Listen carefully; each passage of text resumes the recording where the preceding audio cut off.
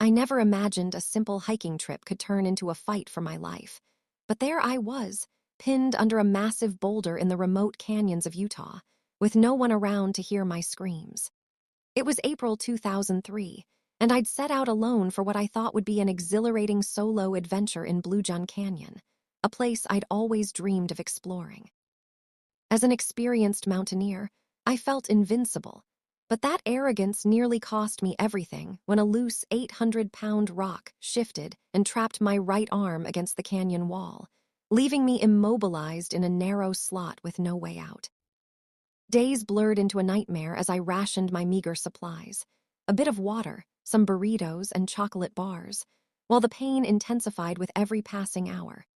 I yelled for help until my voice gave out, but the isolation was absolute. No hikers, no rescuers, just the echoing wind and my racing thoughts. Desperation set in as I contemplated the unthinkable, using my multi-tool to chip away at the rock, but it was futile.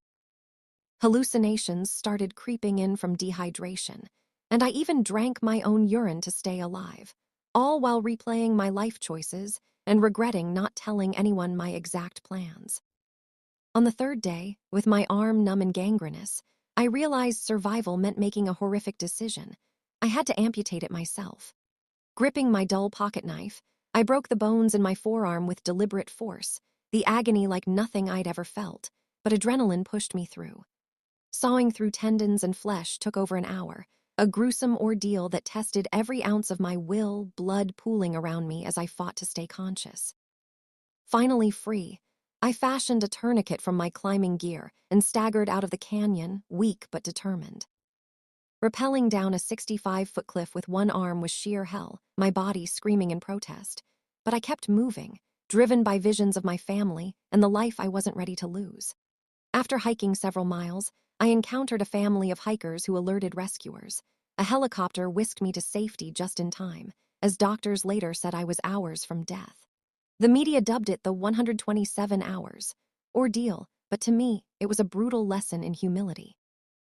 Recovery was long and grueling. Prosthetic fittings, therapy sessions, and endless nights haunted by flashbacks. But it rebuilt me stronger, both physically and mentally. I returned to climbing, even summiting Everest years later, proving that adversity can forge unbreakable resilience. Through it all, I learned that true adventure isn't about conquering nature alone. It's about respecting its power and the bonds that keep us connected. The greatest wisdom from my story is this: never underestimate the importance of preparation and communication. Tell someone your plans, because in the wild, self-reliance can be a double-edged sword, and one small mistake can change everything forever.